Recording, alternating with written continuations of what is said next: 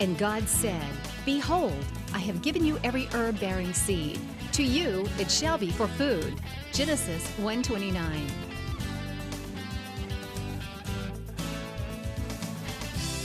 Man did eat angels' food. He sent them meat to the full. Psalm 78:25.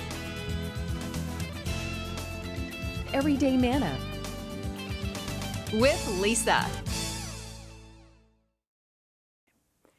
Hi everybody, and welcome to Everyday Manna. Today we are going to make a Hungarian beef stew, and to go alongside that we're going to make a Caesar salad with a sun-dried vinaigrette dressing, and we are going to make a cookies and cream dessert. So let's get started on the beef stew. The good news about this one is it's done entirely on or in your crock pot. So as I do very, very often, I've got my meal kit kind of already planned. I've got my parsley, my beef, and my onions already chopped and in baggies ready to go. I do that a lot at home because I just don't always have time in the mornings, especially if I'm using my crock pot, to get everything chopped and ready to go. So I do it usually on Sunday afternoon. I will wash all my vegetables that I'm going to need that week because I'm a meal planner, and get everything ready to go. Now, I'm just going to put some beef stew, chuck roast cut up, or beef stew meat in the bottom of my crock pot. That's going to be about a pound, pound and a half. I'm also going to add one medium onion to there. See how easy this is? This I don't have prepped, because I didn't have any carrots. I had to go to the grocery store. So we've got 2 carrots that I'm going to slice into bite-sized pieces. This is one of those things, get it ready to go, put it on low. When you get home in the afternoon after work or whatever you're doing, dinner's pretty well ready. All you got to do is serve it. Make a salad if you want. Even the dressing in this salad you can make ahead, and then don't dress your salad till you're ready to serve it, but you can get all of the components ready to go. So we've got 2 carrots that I'm just going to cut into bite-sized pieces. Okay, drop them in the crock pot. Where's my little veggie scooper? I love my little scooper. Use it all the time. Have one at home. I use a big cutting board. I get asked a lot about this cutting board, and I've had it for years, literally over 10 years. It's still going very well, so you can find you a good cutting board at any good supply company that makes, or any store that sells cooking utensils and things. I need a little small paring knife. Well, we'll just do it without it. I've got 1 green pepper here that I'm going to just take out the stem and any excess rib. This is a delicious beef stew. It's Hungarian because we're going to use a lot of paprika in here in the sauce. All right, cut this up into bite-sized pieces. I always cut my peppers from the inside out. It's easier because a pepper naturally has that coating on there. That's not a wax coating that the grocery stores put on there. It's a natural part of the pepper. It's called the skin. You blister that and peel that off for roasted peppers. Okay, 1 green pepper. Now stews are supposed to have chunkier pieces, so don't cut them too fine. And then 2 potatoes that I've scrubbed. Now I leave the peel on my potatoes. I scrub them, and for something like this I really just prefer the skin on potatoes. Cut your potato in half and then in pieces with a flat surface on the bottom of your cutting board. Safer that way. Okay, got 2. These are Yukon Golds, but you could use red potatoes. You could use just Idaho potatoes would be fine. Okay, that's a big one. Okay, you can peel if you want to. I love soups and stews. I make them year-round. It does not have to be winter for me to want soup. I make soup all the time. Soups and stews and chilies are just so good and so good for you, and really, honestly, so easy to make, especially when you get to use your crock pot. Love crock pot meals because we're all busy and we don't always have time to get home at 5 or 6 o'clock and cook a meal, and this way it's ready for you. And then one bag, this is a, this particular one, well, I don't see the weight on there, but anyway, one bag of lima beans. These are Ford Hook. I prefer baby lima beans, but the store didn't have any baby lima beans for whatever reason. Now let's make the sauce. I have in this bowl some paprika, sweet paprika. Don't use the hot paprika. I have 1 can of beef broth. Oh, forgot my parsley. I need to chop that. I'm going to whisk that together. I'm going to add some salt and some pepper.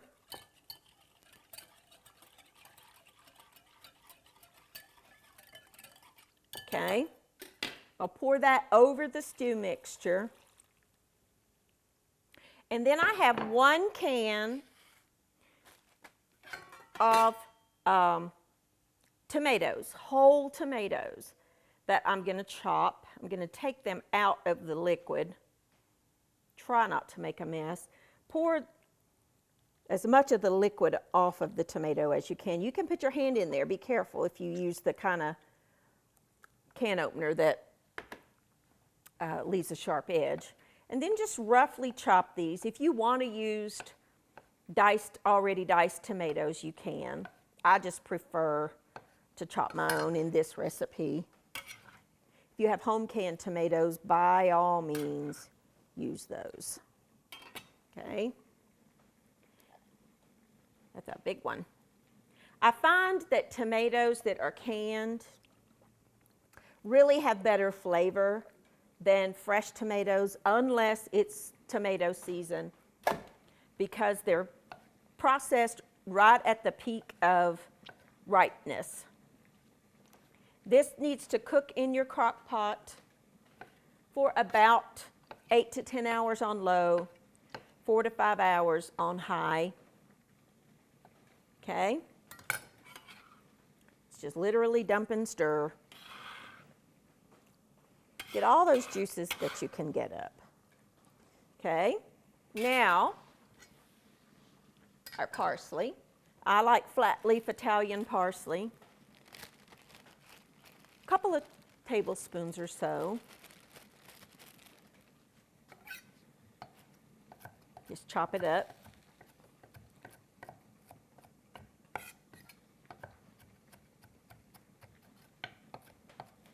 Okay, put that in. And then stir it with a big spoon. Stir it all together. Turn it on and go about your day. And when you get home, you are going to have a delicious, delicious Hungarian stew. Okay? That's all there is to that. Put your cover on and go about your day. I'm just going to clean this mess up. When I come back, we're going to get started on our dessert. I'll be back in just a few minutes.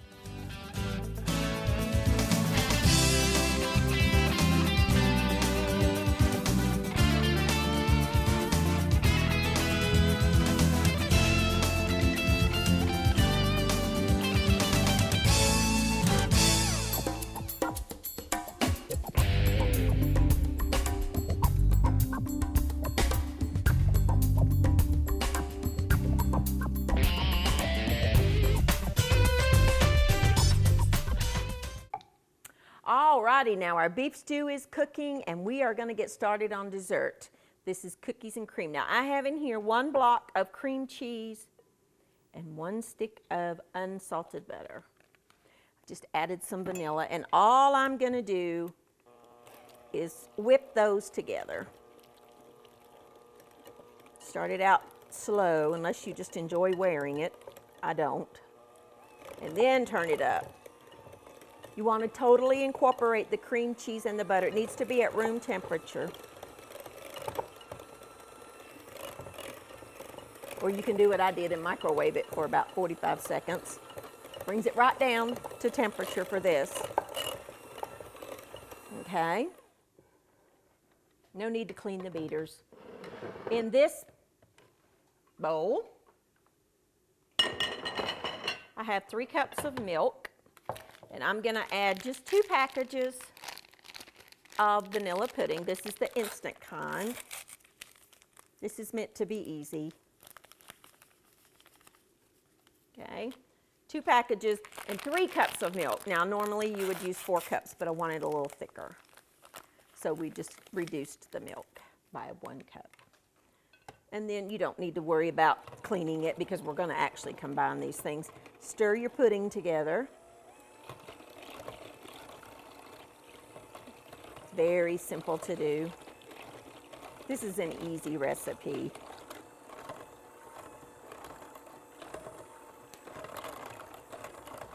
Okay. Now I have 1 cup of powdered sugar that I'm going to add. You can do it either with this or with this, either one, it doesn't matter. Okay. Alrighty, now we are going to add this to this. Get a little spoon here to get all of it out of there.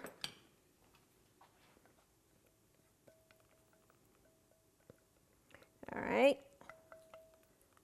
Mix that together. I like to start on slow. This is a good job to have for your children to do. It's fun for them. It's fun for us too, though.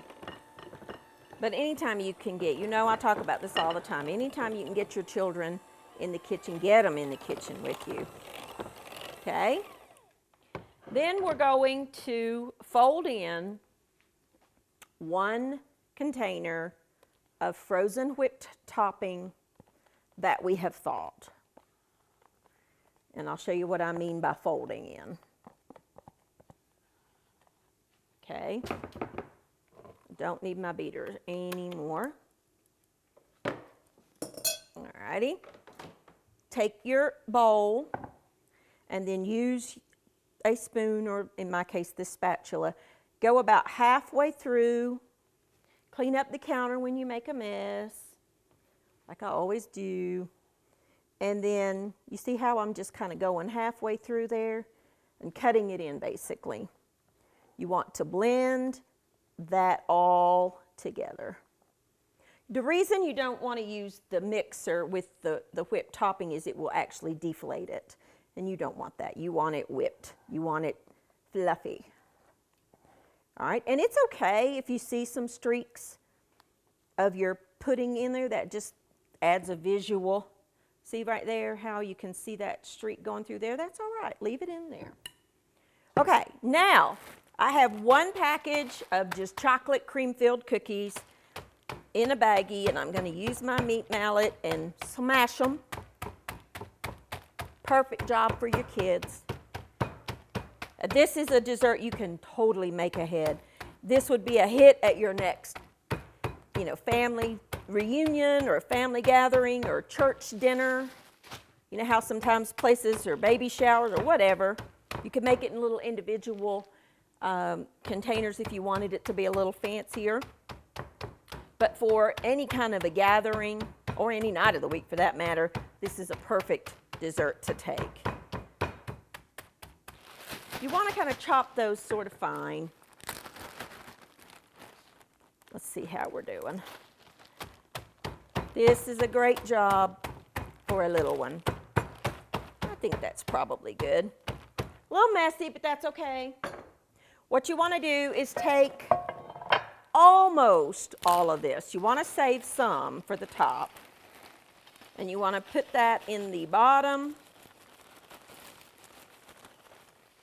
of a pan. Just press them down. That's your crust. I mean, how easy is that? And then you want to take your pudding mixture and just dollop that over top. Okay. And get all of that on your mixture. Smooth it out over the cookie base. I've got some egg noodles cooking that we're going to serve with our Hungarian beef stew, if you want. We'll talk about that in a minute. All righty. Okay. Clean up your edge a little bit. Okay. Now, take the remaining cookie crumbs and sprinkle them over top. Okay, you see how we've got that kind of, just sprinkle those over top, as many or as few as you want. It just makes it look very, very pretty. If you wanted to do this with like the mint flavored, these cookies in the mint flavor, oh yes, that would be delicious too. And that's all there is to that one. All you need to do is put that in the refrigerator and let it chill for a couple of hours or so. So it's perfect dessert to make ahead and leave it in the refrigerator. And then, you know, the cream will kind of help soften up those cookies just a little bit, and it'll be ready to go. So I will put that in the refrigerator, and there you go. I'm going to clean up my mess, and when I come back, our stew will be done, our noodles are done, our dessert is done. We're going to chill it, and we're going to make the salad dressing for a wonderful, easy Caesar salad. I'll be back in just a minute.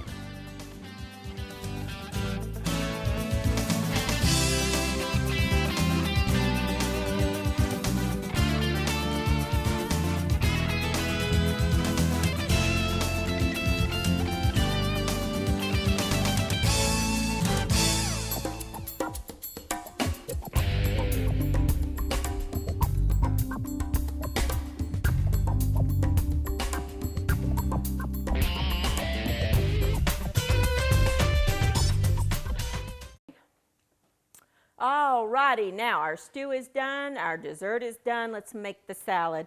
I have here a blender, and I have half a cup of sun-dried tomatoes that are actually soaked in oil. You buy them that way. I drained most of it, but if there's a little bit of the flavored oil, by all means pour it in there because it's really good. Now, I'm not going to worry about chopping these too fine because I'm going to be putting them in the blender, but I do want to kind of give them a little bit of a head start. So I'm going to put my sun-dried tomatoes in the blender along with some red wine vinegar and some olive oil. A traditional Caesar salad would be made with egg and anchovies and lots of other things, but we're not going to be doing that today. We are going to make a sun-dried tomato Caesar salad. A teaspoon of salt and about half a teaspoon of pepper. And any oil that was left out of your tomatoes. Now, this is loud, so we're just going to watch it go. You need to pulse it till it's really, really chopped and liquefied. Takes about a minute. But it's so good. I love sun-dried tomatoes. So we'll just let this process.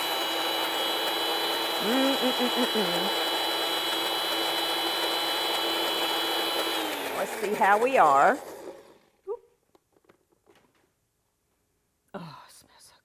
Now, I'm going to taste this just a little bit because I need to taste it for seasoning. Oh, that's perfect. That's perfect. So to serve, that's it. I, generally speaking, do try to make my own dressings because you can control what's in your dressing when you make it yourself. A lot of the purchased bottled salad dressings have got so much added sugar and so many chemicals and things in it to help preserve it. And it literally comes together in just a matter of seconds. So I have lots of recipes in the cookbooks for all kinds of different salads, dressings. I've got lots of vinaigrettes because that's what I like the best. But I have French and I have Thousand Island and ranch and all of those things that you can make at home very, very easily. Now, traditionally, Caesar salad is served over romaine lettuce. And I just bought some croutons. If you want to make your own, go right ahead. But traditionally, it would be served with some croutons and some shredded Parmesan cheese. As much or as little as you like. And your dressing. Don't add your salad dressing to your salad until you're about ready to serve, because the oils and vinegars will break down the lettuce and it will become soggy. So don't serve your salad dressing until you're ready to eat. And that's all there is to a homemade sun-dried tomato Caesar salad. I'm going to sprinkle just a little tiny bit. Need to grind up some more pepper, of freshly ground pepper. If you've got some sea salt flakes, it's really good over that too. So there you go. Now, let's get our beef stew ready.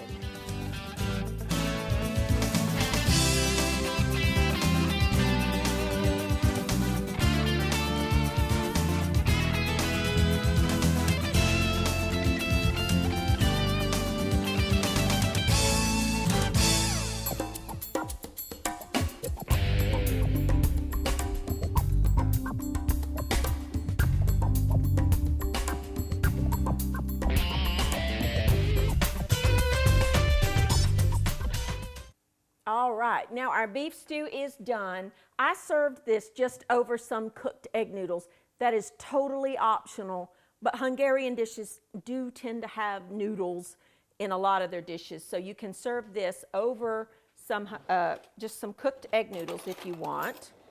But it's so good, and then you just stir it all together, and you've got your chunks of tender beef, you've got your potatoes and your carrots, and it's so absolutely delicious and warming on the coldest of days. Oh, so good. You could top it with a little sour cream if you wanted to, maybe some extra fresh chopped parsley if you wanted to. And here's our Caesar salad that we made with our homemade sun-dried tomato vinaigrette and our delicious cookies and cream dessert. Now, with that particular one, you can mix up whatever kind of pudding flavors that you like. I used vanilla, but you could use cheesecake, you could use banana, you could use the mint, you could use anything you wanted. It's fine. You use the flavors that you like. And we did a base of just crunched up chocolate stuffed cookies, saved a few for the garnish on the top. There's a quick, easy meal for you to make any day of the week. Thank you for joining with me, and I will see you next time on Everyday Manna.